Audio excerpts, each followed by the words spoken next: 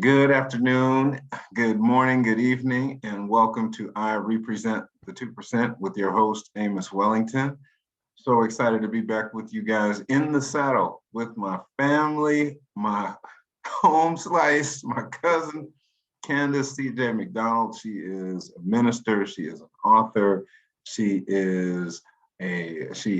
holds a Master's of Divinity, and we're going to talk about all that, including her new book, in just a moment. First, I want to give a big introduction, clap her in myself, and say, welcome to I Represent the 2%, Candyse Mcdonald. Hey, Welcome, hi, welcome, welcome, cousin. welcome. We're always so glad to have you this week. And my brother shared your book and said, yeah, Candyse got a book coming out. I said, Candyse got a book coming out. So wait a minute. Ooh. And then, so it was you. The book came out on the 11th. Is that correct? So Yes. okay, because I was looking for. Okay, hold on now. I'm gonna get. Don't worry, y'all. Y'all sitting at home saying, "Stop talking so much." Just stay with me for a second. Okay. we we had a couple of adventures in wind technology. Trying to get connected, and so now we're ready to rock. And just so glad to see you. Um, in the flesh, even though we're not in the flesh. Just glad we could be together Yes. and take this time to promote this work that you've this labor of love, and just get caught up on what you're up to ministry wise and other projects that you have going on. So if you would just tell everybody who you are, what you're about, and then we'll get going. Okay. My name is Candyse Mcdonald, and I have the privilege of getting the book published that's called Go Tell Your Father. We'll tell you. And yes, the title really was inspired by the fact that when my father passed away, I had gone to my mom and asked her some questions, and she had said to me, "You know what to do. Go tell your father." And so that's the whole premises of the book, concerning the fact that I would take the opportunity to go to my room as a child, and the cover is actually the picture of me when I was 6 years old. So the illustrator did a very good job. And then that was like, when you look at the cover, you can sense or kind of pick up from the cover that the light shining upon me was just kind of like an example of when going to God the Father, I could get questions and take the questions to him and then be able to get the answers I need. So the light was like a symbol of God illuminating direction and guidance. So that's what is a great portion of that book. Fantastic, fantastic. Excellent. So glad to hear that. I saw also on the website that you were able to, you're talking about the Illustrator and the great job that they did. Who was that next to you that got cut out of the picture?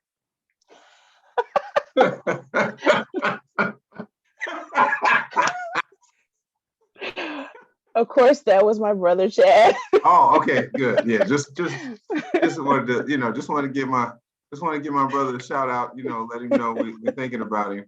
I'm trying to share the other screen here. That's so funny. I'm laughing because none of them like social media. Only my oldest sister Carla. So you'll see somebody blocked out. They're like, I don't want to be on there, but that's me and Chad. Yeah, when I saw the picture, I said, man, all I was thinking about cocoa butter and Blue Magic and Frankie Beverly on the radio, and just early 80s, late 70s. Yes. It's a beautiful picture, and I wish I could share the whatever. I will have the website, the direct link available for everyone. That is fine. So I'm working on it, guys. So in the preface, in the bio, the book talks about your main character, Candyse, experiencing some some health issues. I'm gonna go deep into it. And you mentioned your father passing And how old were you at that time? I was 6 years old. Yeah. And well, what are your memories of your dad, at this time, as you think back, and what were you thinking about him as you were writing, and obviously as you're crafting the story and things, you're putting all these different pieces together. Um, Yes. but so yeah, just go ahead with what are your thoughts of him now, thinking back, and as you were writing. It's really surreal to think back then about not only the whole process, but like the actual tools that are available, and then the same tools that be available in life, and how you can just approach it so differently with Mhm. those same tools. So I just remember hearing the report concerning my father, and then my mom being aware that the doctors have told her this this news that was just seemed to be, so much for my mom to be like 35 years old with 3 kids, and Mm. just taking on all of that news at one point, and then just kind of thinking about how my dad, what he might have been thinking, the fact that, okay, I might not be here with my children. Yeah. And so just I even remember my brother saying that he would catch my father looking at him Mhm. and thinking about, will I be here with my children?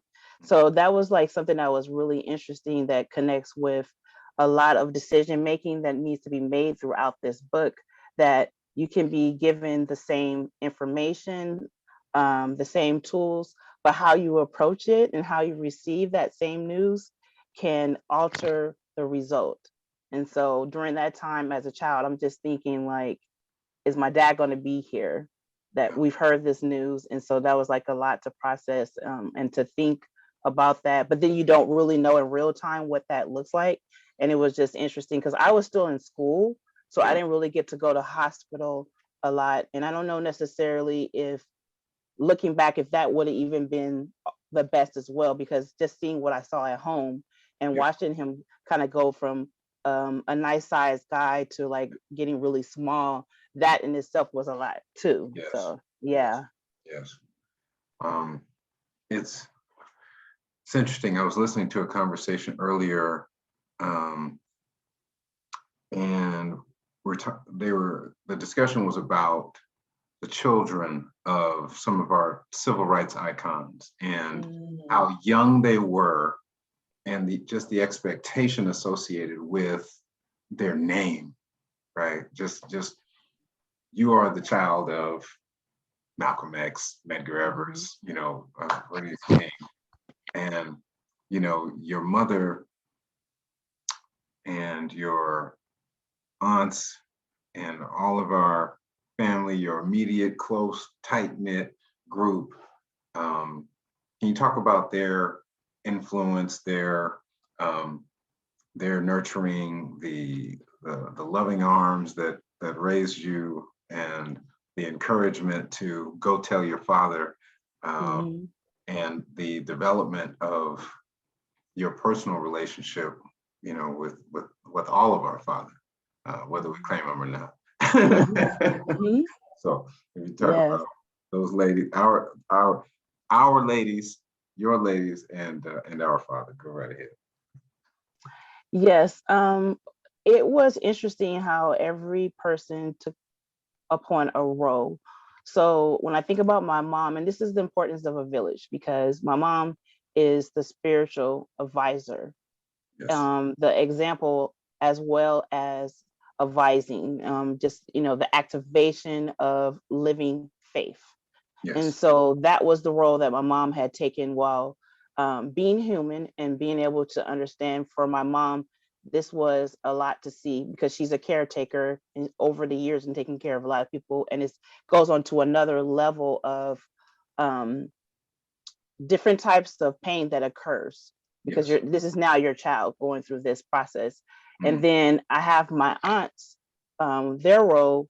everyone was taking on different ones. So some of my aunties would actually go with me and take me to my appointments, and which was like my auntie Janie, my auntie Connie, my auntie Rufy would call my mom and check on my mom and communicate with her to see how she was doing. Yeah. And then there's my auntie Rosemary who would pray with my mom. Those are prayer warriors that come together, as well as very much important that Camille was the person who will ask the business aspect, the questions, asking the doctors. So people are able to, even with that burden, that's so much, Yes. with everybody stepping into all these different roles, it can make it navigate in an easier way. Yes. Because everybody was coming together. And I think that's also a blessing of not only just a big family, but a willing family. Oh, yeah. And that's what I hear a lot of times. I know you hear that too, because our family, we come together. It can be anything that's happening, just the basic. We're all truth tellers, so you're gonna have some heated, wonderful discussions and stuff, but yet and still we come together. Amen. Yeah, there's gonna be some heat exchanged Yes. at times. Yes. We you know, the term righteous indignation and passionate expression, they were talking about us. We will let a sucker or fill in the blank know at times in a good, loud, Christian holiness way, and we go other directions too, depending on the time and the ability to receive certain messages. Sometimes the emphasis can go beyond the printed page of the word, and we have to use other emphatic tones that just help people understand. and every once in a while, there could be hands laid on too. This is so true. Lord above. Thank you for the set. Thank you. I think I'm thinking of a T-shirt right now. The 70s made me. You know what I mean? It's just like we made it. Yes. They weren't. Shorts were too short, and when we outgrew the pants, they became cut-off jean shorts. There you go. Anybody had no? I won't say anybody had no. We didn't have a whole bunch of folks with swimming trunk money, but we had cut-off jeans, dive in the pool money, and yes. So funny, man. So funny. So at what point in your journey as a daughter of God Almighty did you decide that at what point did you recognize and receive the call to ministry? That's a good question. I remember this very clearly. It's like around 21, 22 that I was really trying to downplay that actual minister. I'm like, oh, I'm a missionary and I'm a evangelist, and there's nothing wrong with those terms. I'm actually aware that those are the terms that or actually those are like the names that I take on when I am respectfully going to another place where they have a different way concerning what they feel where women should be in their roles, because I'm not there like anything else to make to alter what people are doing in their setting. Yes. I take it I have friends who, like, if those accommodations are not made the same way for men, then they won't go. And so that's their personal decisions. But for me, I take on an opportunity that every time that when Christ says to go, that this is my actual chance to share. And it's never about any of us anyway. So I'm very grateful that if I'm supposed to go, that I will go. So when I was like around 20 something years old, but at the time when I actually had that process, and I struggled a little bit because, I love my grandfather and I like every wonderful story I can think of, but around his time, they didn't believe in women ministers. No. And so No. it was so funny that, I mean, even, up until this day, they still have these different, that mindset. But Yeah. I was under Pastor David Cross, which he's still over, the Liberty Church. Okay. And he gave me the greatest extension of the platform for whatever services. At the time when they were sitting in the pulpit, like all of the women ministers sat in the pulpit, and it was such an opportunity of him pouring, imparting. Nice. And I actually had gone to one of the morning prayer services Mhm. to just go and talk about some other things and have prayer. And God revealed to him. And then when he had let me know in his own way, he actually like poured the whole bottle over my head Mm. as a sign that, we're going to appoint you. And then I started walking in ministry from then on. Nice. Nice. That's wonderful. That's beautiful. Yeah.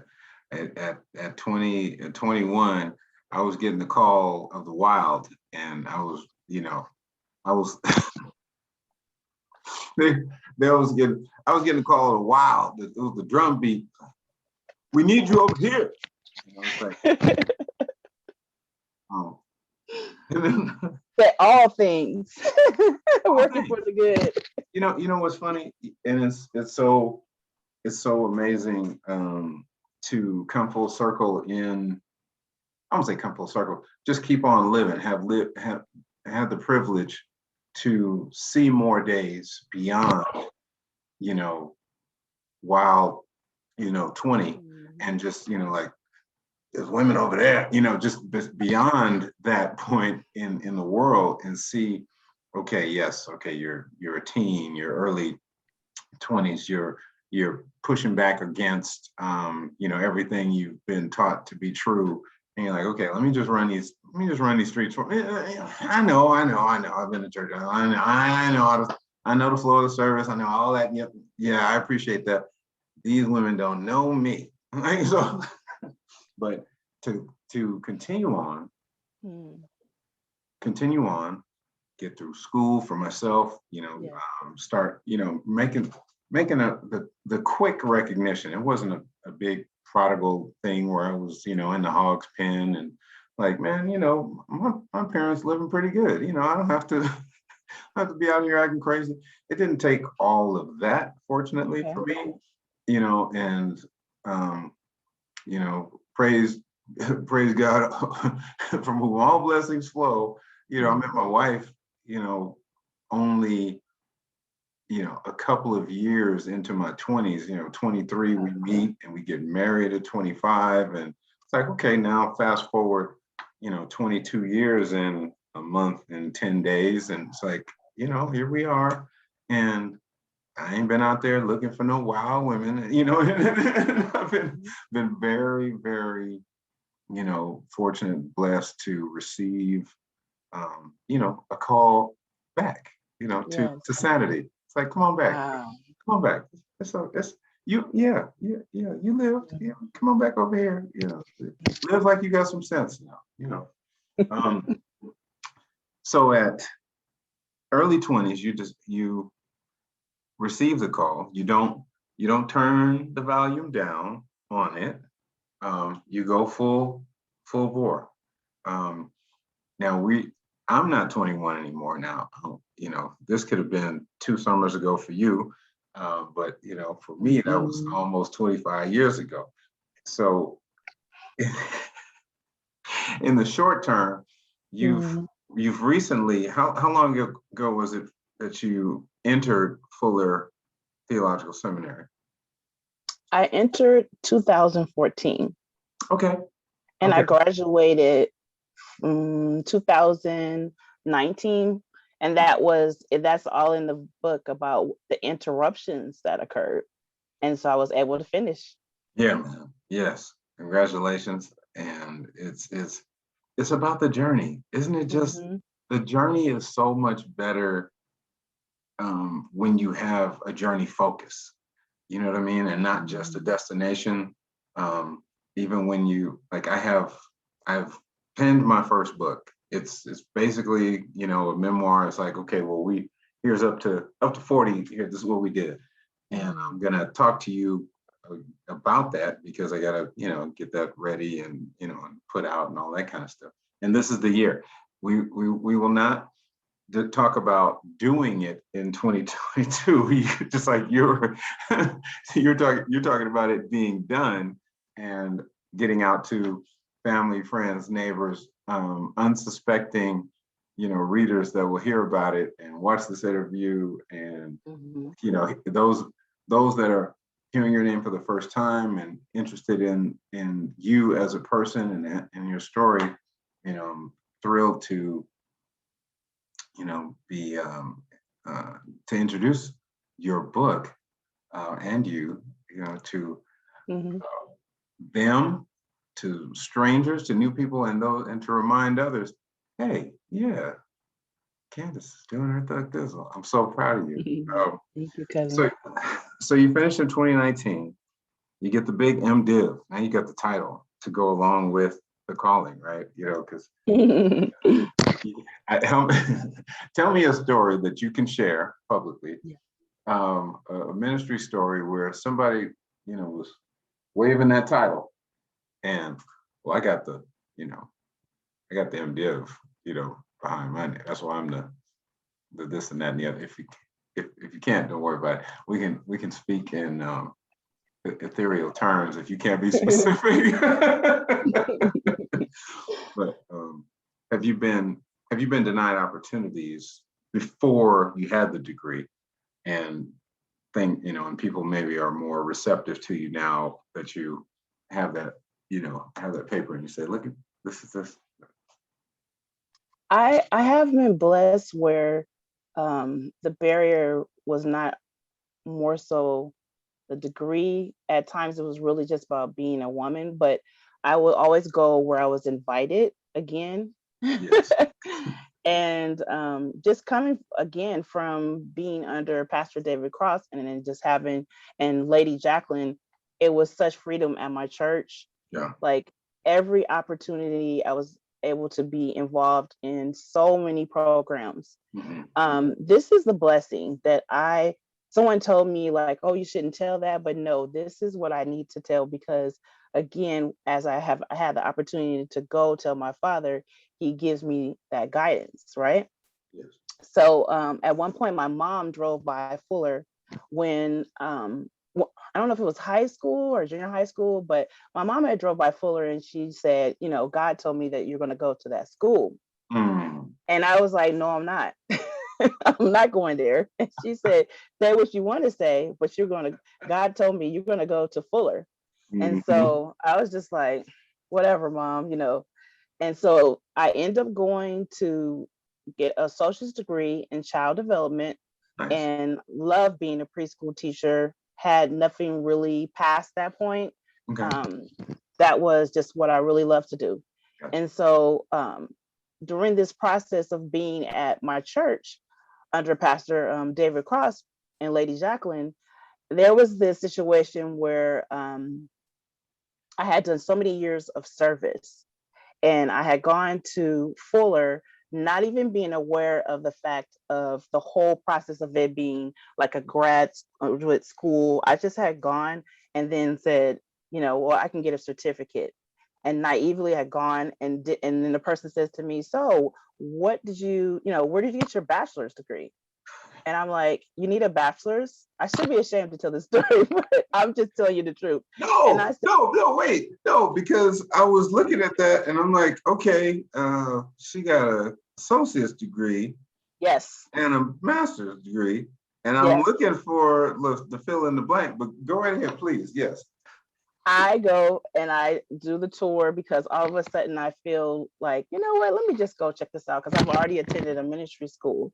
And I'm just like visiting. I fall in love with this campus. And I'm like, wow, I really, really feel drawn to this campus. And the person says to me, so where did you get your bachelor's? I was like, bachelor's? I don't have a bachelor's. I just have an associate's degree in child development. And they're like, okay, well, and so immediately I humbled myself and said, well, Lord, I can feel that you really want me to go here. Not even thinking about what my mom said at the time. Yeah. And I'm like, so again, after I go to my father, I'm like, you know what, Lord, I'll go ahead and go back to school and I'll get a bachelor's degree. But the person said to me, but you know what, if you have had so many years of service, you know, you can qualify and you can go apply under that status and see how many years of ministry and go from there. And so they were like, but I think you're too young. And so, you know, that whole black don't crack thing, people don't recognize how old you are. And so he thought I was in my 20s. And I'm like, no. They were like, well, how many years of service? And I said, well, I've done like over 15 by that time. And he said, oh, well, you know what, you know, just try. So I'm like, okay. So I go and I go through the process. And then within like the next month, I'm accepted into Fuller. And so that's how I had gone from associate's degree. That's beautiful. You muted yourself. Candice, you muted yourself. There, you're back. Okay, so Yes. the last thing we heard was that's how I've gone from a Oh, I'm sorry. And I probably, let me see if I can mute this because it's called, let's see, mute. No, you're fine. Okay, there we go. And so what ended up happening was I had gone from having an associate's degree to graduating from Fuller.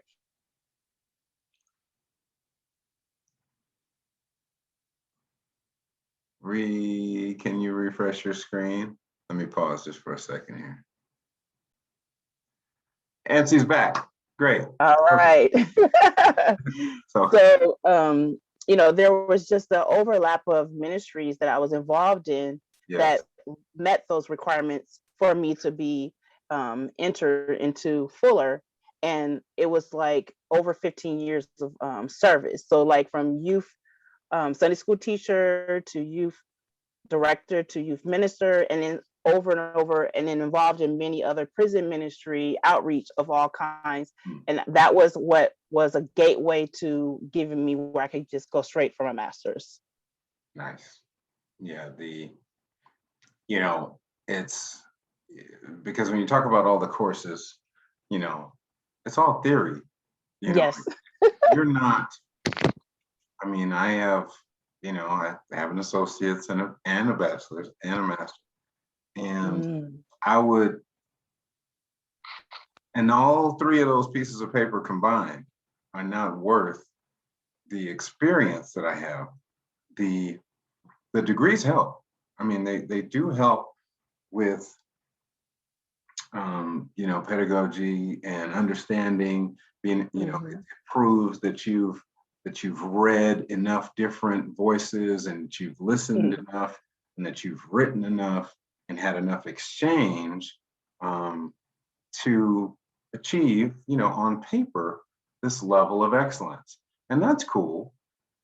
But that don't mean that you can preach. It don't mean that you can teach. It don't mean that you care about people. And that's so, right. You know, the heart that you had when we were children, ain't nothing changed. Right. You know, when I talk to folks, and don't matter where, people, you know, people they go back and nobody that knew me when is shocked that I'm doing exactly what I'm doing. You know what I mean? There's no, it's like if I was out, you know, robbing and killing and, you know, raping and pillaging, people would be shocked.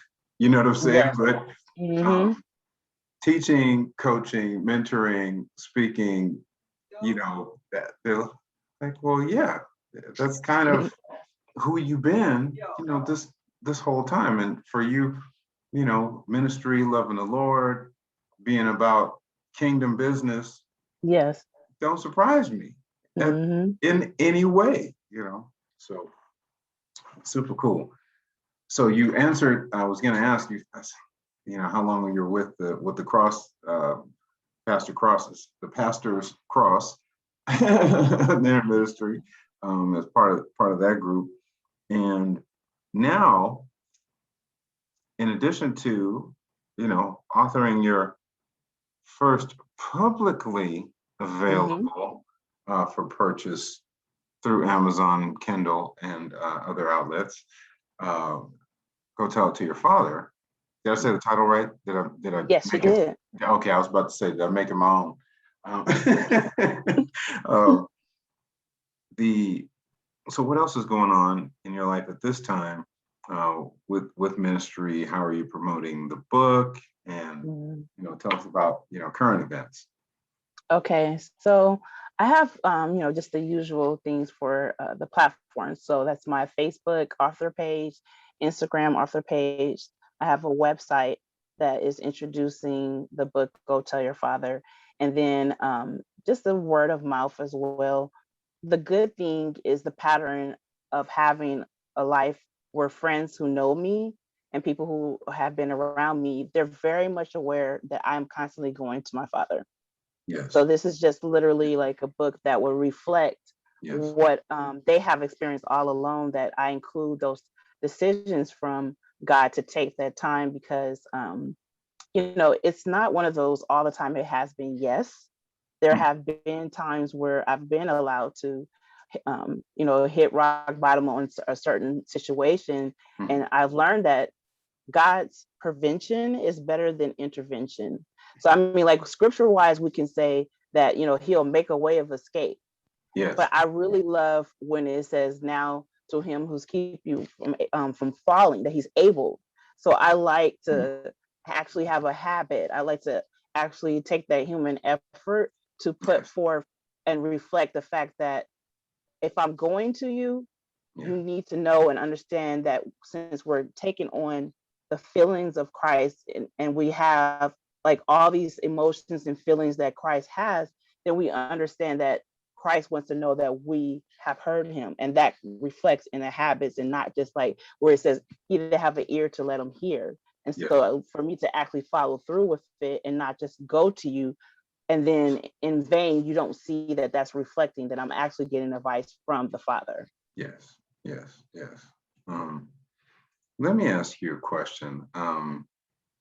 In the last nine days from now, it'll be the anniversary of the public death of George Floyd in Minnesota. Um, in the last year plus, we've just seen a lot of drama. There's been a lot of public displays of, hate and envy, jealousy, rage. Um, Lying is at a pinnacle.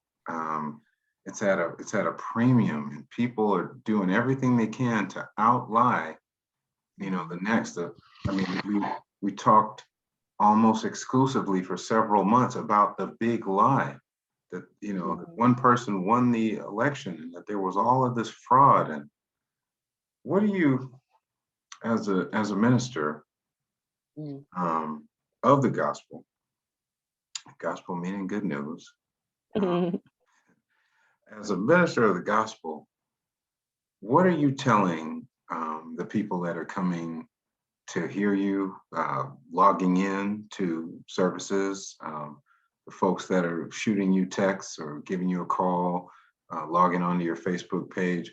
What can they hope to hear from Minister McDonald Mhm. when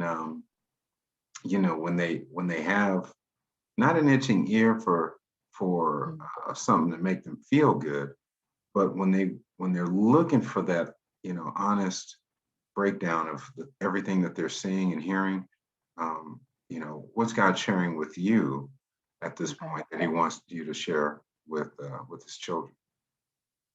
So far, one of the main things is actually taking the time to see how individuals or groups are actually affected by what they're seeing. Um, Whether it's they're listening to the news or the everyday impact behind the scenes in the actual neighborhoods and communities that have had this going all alone, this actual problem, but not always recorded. Yes. So for Yes. it to be this ongoing trauma that they are experiencing, I start off with the listening to say, like, how is it affecting you first? Mhm. And to that is a reminder that Jesus was taking the time to listen to Mary and Martha. This is someone who is very much aware and was like, Lazarus is asleep. So he was totally aware, but yet and Yes. still he stopped to listen first. So Yes. I like it, taking that time to stop and listen first. How Yes. is this affecting you? Yes. That is the first one. The second one is, again, going to the Father, taking that time to say, Holy Spirit, what is it that you're saying to me that is very helpful to the community that I'm dealing with? Yes. Because you have a variety of people within the same community. Those who are in denial, it's just like it doesn't happen, it doesn't exist. I'm me by me, and I'm just worried about me and mine. That's it.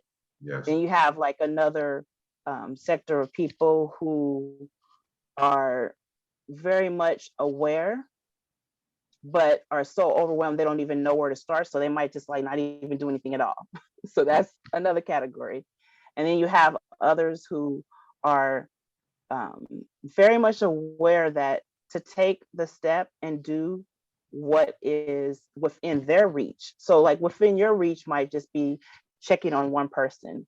Then there's another person who is like, okay, everybody, let's make sure we vote. So it's really good to know that what someone is called to do might not be what you're called to do, but because the body comes together, and that will be the body of Christ, and that would be also for many others, that's the community having an opportunity to come together.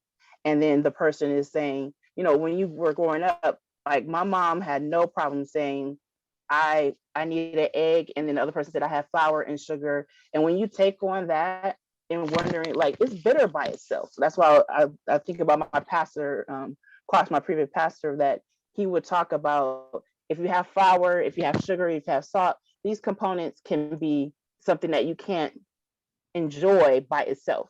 But once put together, you're going to be able to have this really amazing thing. So that's how I've been approaching in this climate, is to acknowledge how they're feeling, to also take the tools of prayer and time, and then to give them encouragement and empower them that there is something that can be done, and results take time.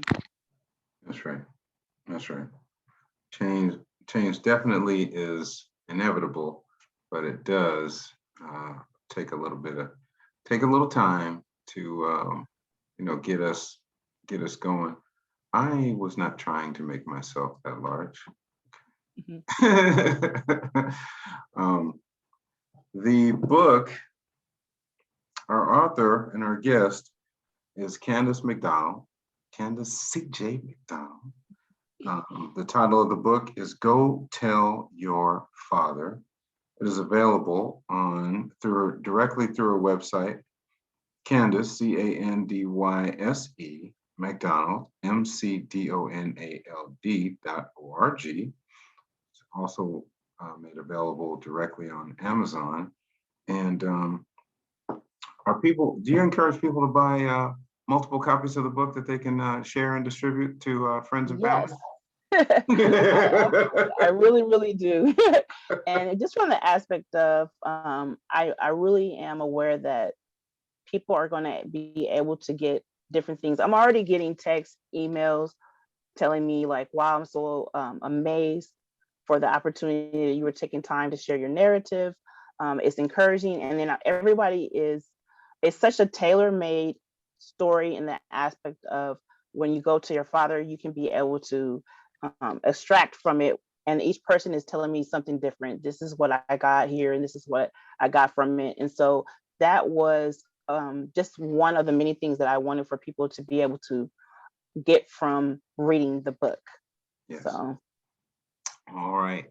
Well, we are definitely going to share not only this recording, but all of the direct hyperlinks to your sales platforms, both your personal website as well as the Amazon availability, so that folks can make their purchases for the summer reading lists for all of our young people that are finishing this semester here.